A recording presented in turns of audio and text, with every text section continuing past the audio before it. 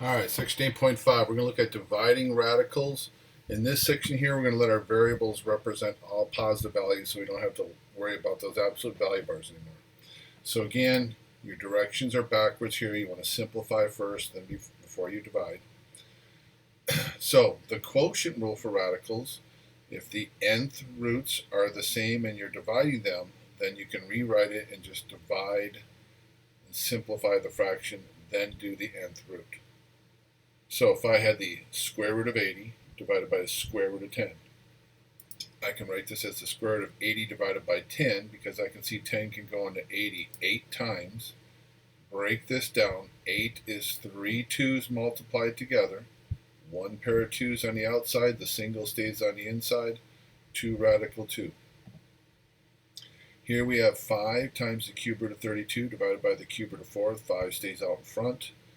Make one big cube root of 32 over 4. 4 goes into 32 8 times. We just saw the cube root of 8. 8 breaks down to 3 2's. So this will be just a 2 being multiplied to my 5. My answer is 10.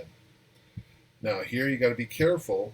We're going to write this as one big square root, but this 3 stays in the denominator. There's technically a 1 up here, so it's 1/3 times all this square root.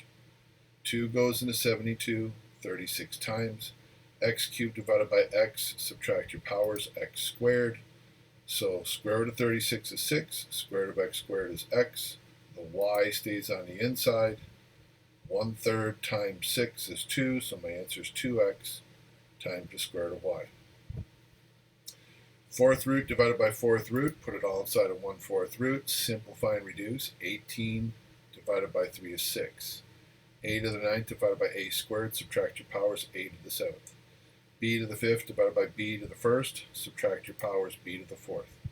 Use your Cosinta rule. 4 goes into 7 once with 3 left over. 4 goes into 4 on the b once with no b's left over. 6 can't be broken down to but 2 and 3, so we're done.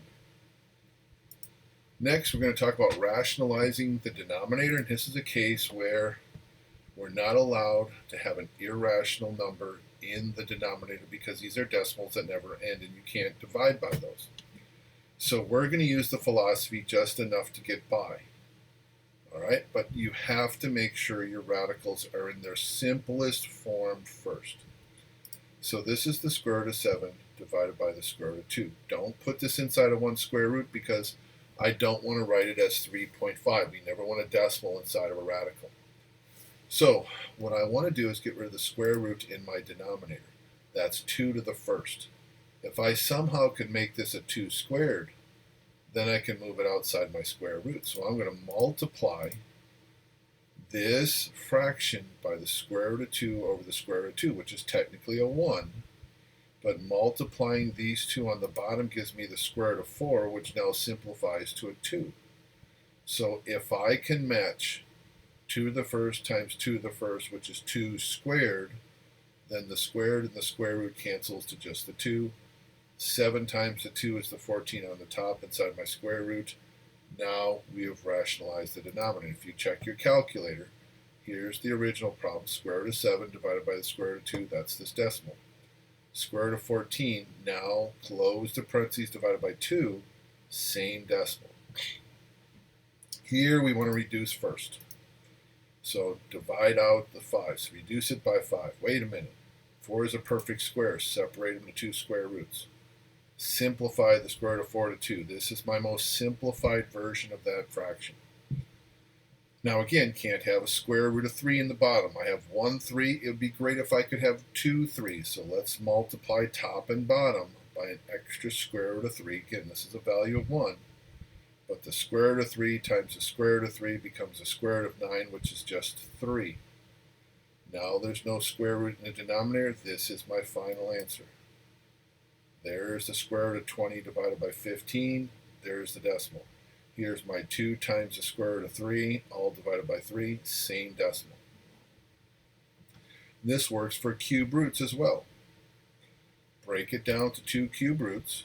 Break down your 16 to its prime factorization of 2 to the 4th power. 4 and 4, 2, 2, 2, 2. 4 2's multiply together 16.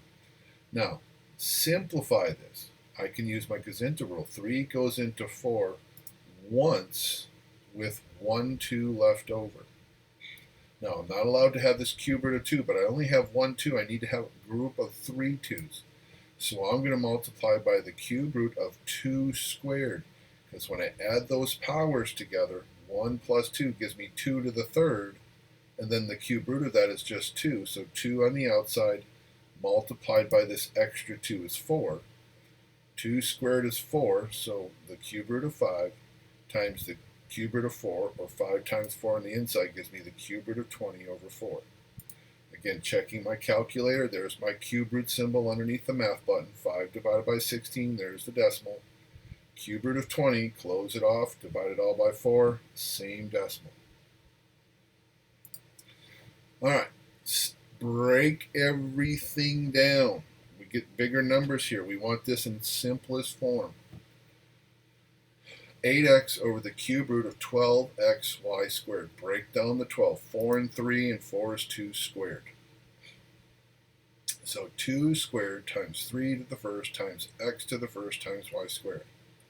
If I wanted to have 3 2's, 3 3's, 3 x's, 3 y's being multiplied together, in other words, all these to have a power of 3, I need to multiply by one more 2. I have 2 of them, need 1 more, 2 to the first. I have 1 3. I need now 2 3's multiplied, 3 squared. 1x, give me 2 more x's multiplied. 2 y's are being multiplied, give me 1 more. You add up all those powers. The 2, the 3, the x, and the y will all simplify out, and there's no cube root in the denominator. Multiply this together. 2 times 3 squared, 9 times 2, it's the cube root of 18, x squared y. So we now have 8x times my cube root of 18, x squared y, over 1 2, 1 3, 1 x, 1 y. They all simplified out. I have the cube root of 2 to the third, 3 to the third, x to the third, y to the third. They all simplified out. Now 2 can go into 8 4 times, and this x can cancel that x. There's my final simplified answer.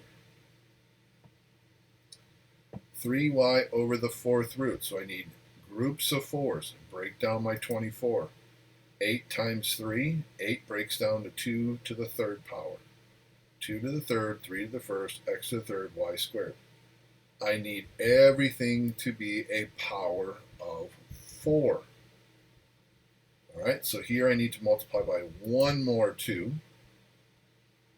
3 more 3's, 1 more x, 2 more y's. Now when I multiply the 2's, the 3's, the x's, and the y's, and I add up all their powers, you can see I'll have 2 to the fourth, 3 to the fourth, x to the fourth, and y to the fourth. They all simplify out of the bottom as 2 times 3 times x times y. 2 times 3 to the third is 27 times 2, that's the 54. Leave that on the inside. This 3 cancels this 3, this y cancels that y. There's my final answer. No fourth root in the denominator.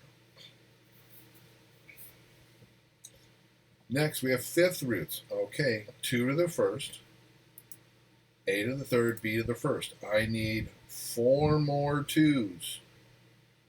And 2 to the first times 2 to the fourth gives me 2 to the fifth. I have a to the third. I need 2 more a's. I have 2 b's being multiplied. I need 3 more. Now look at the top. There's nothing that's going to match up to give me a group of 5, so we'll multiply that top all together, and I'll have 2ab on the bottom. So 7 times 2 to the fourth, which is 16, is 112. A squared b cubed times that c. All over, I simplify out 2 to the fifth. Out of the fifth root is 1, 2. A to the fifth as a, b to the fifth as b. There's my final answer. That's rationalizing your denominator. Always simplify it and break it down into prime factors. Then make those powers all add up to be the root.